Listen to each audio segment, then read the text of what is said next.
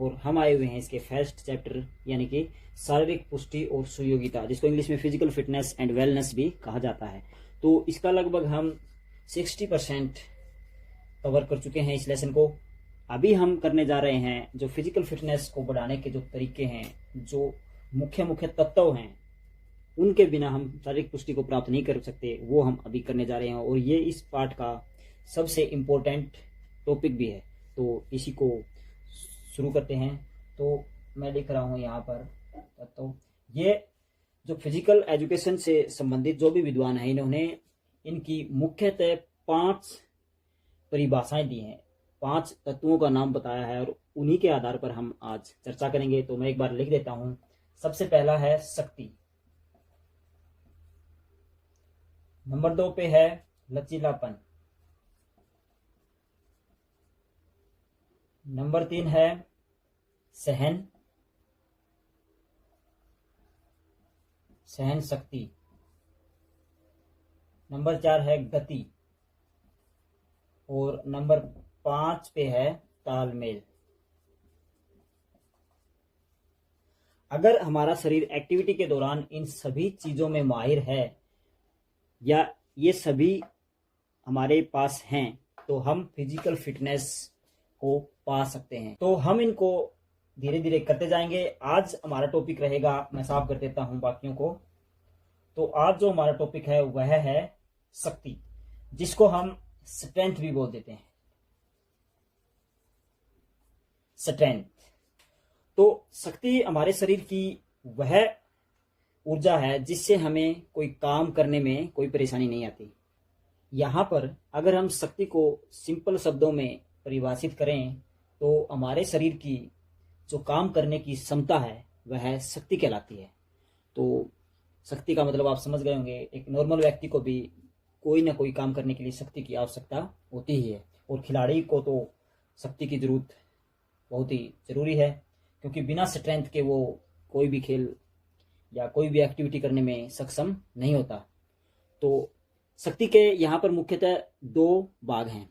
Number 1 है स्थिर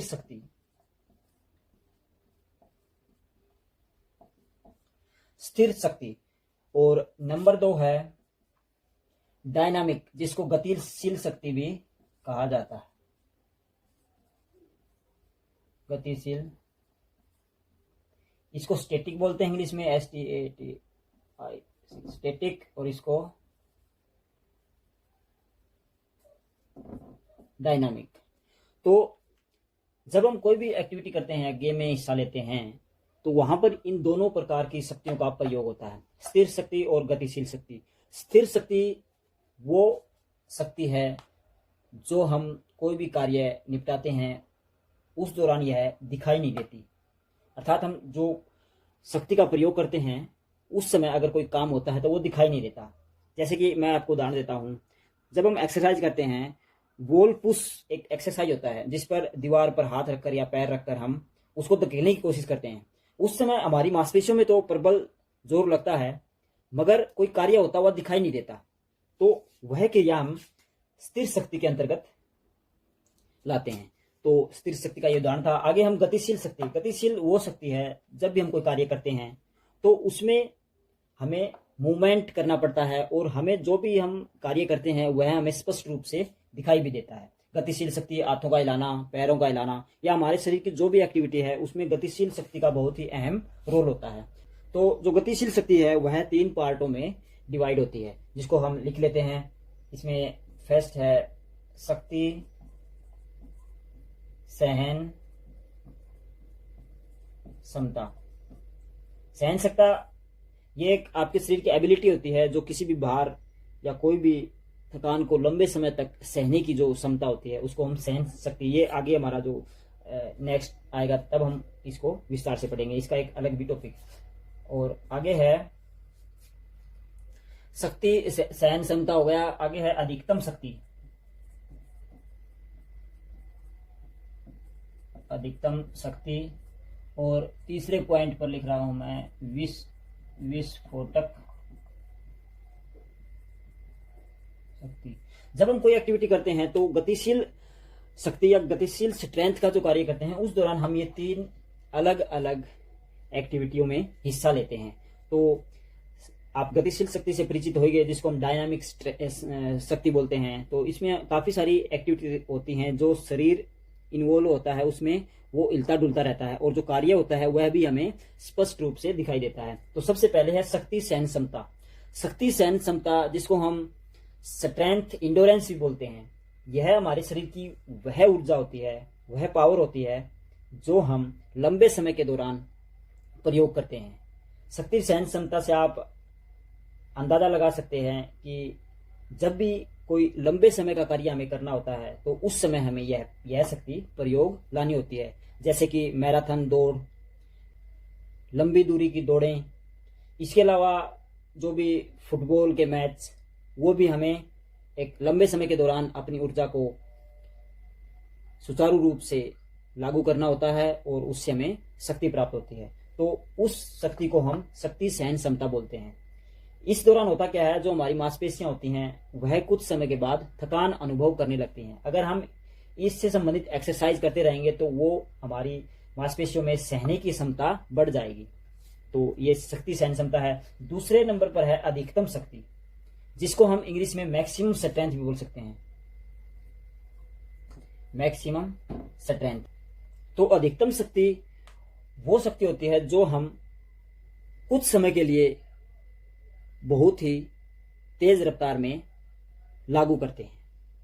जैसे कि 100 मीटर की रेस, उसमें हमें कुछ समय के लिए अधिकतम शक्ति लगानी होती है।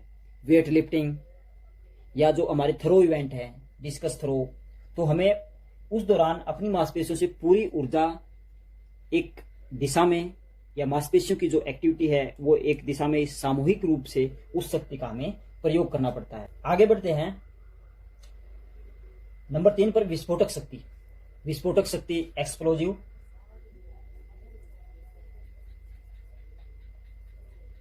स्ट्रेंथ। तो विस्फोटक शक्ति आप समझ ही गए होंगे कि हमें इस शक्ति का उपयोग एकदम झटके से करना होता है। जब भी हम कोई एक्टिविटी करते हैं तो उसके शुरू में हमें इस शक्ति का प्रयोग करना होता है। जैसे मैंने अभी बताया था, जो थ्रोइंग इवेंट थे, वो जब हम स्टार्ट लेते हैं उनका, तो उस समय हमें इसका प्रयोग करना होता है। विस्फोटक शक्ति का प्रयोग हम, जैसे आप मान के चलो शॉट पुट है, गोला फेंक बोलते हैं, उस समय जब हम गोला फेंकने की अवस्था में होते हैं तो उस समय अपने स्टैंडिंग पोजीशन में जब खड़े होते हैं और गोला हमारे हाथ में होता है, उस समय हमें अपनी बाजुओं और हाथों पर पूरा ताकत के साथ उस गोले को छोड़ना होता है। तो उस दौरान जो हम शक्ति का प्रयोग करते हैं वो हमारी विस्फोटक शक्ति कहलाती है। ऐसे ही जब हम 100 मीटर स्टार्ट लेते हैं, उस दौरान हमें एकदम झटके के साथ वहां से भागना होता है या छूटना होता है। तो उस समय जो हमारी शक्ति, जो हमारी मांसपेशियों में जो पावर यूज होती है, वह विस्फोटक शक्ति कहलाती है। तो विस्फोटक शक्ति बहुत ही निर्णायक भूमिका निभाती है कई स्पोर्ट्स में। तो आप समझ गए होंगे, इसके उदाहरण भी मैंने बताए।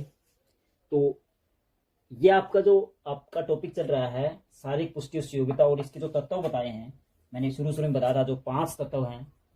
तो ये पहला तत्व हमने आज किया। कल के लेक्चर में हम सेकंड जो इसका तत्व था लचीलापन, उसके बारे में और उसको अच्छे से डिस्कस करेंगे। इसको आप समझ में ना आए तो आप बार बार जरूर देखें, क्योंकि जब बार बार देखते हो तो आपको अच्छे से समझ में भी आ जाएगा, क्योंकि ये एक अलग टॉपिक है। ये आप ना तो 9th में, ना 10th में और ना 11th में इसके बारे में पढ़े हो। तो यह एक बहुत ही इंपॉर्टेंट टॉपिक है इस लेसन से संबंधित। तो आप इसको अच्छे से देखें, और जो ये शारीरिक पुष्टि और सुयोग्यता के जो तत्व हैं, जो एलिमेंट हैं, उसको बढ़ाने के, फिटनेस को, ये क्वेश्चन या इससे संबंधित जो प्रश्न उत्तर आते हैं वो 12th क्लास फिजिकल एजुकेशन में हर बार आते हैं। तो आज के लिए बस इतना ही। इसको अच्छे से देखें और समझें।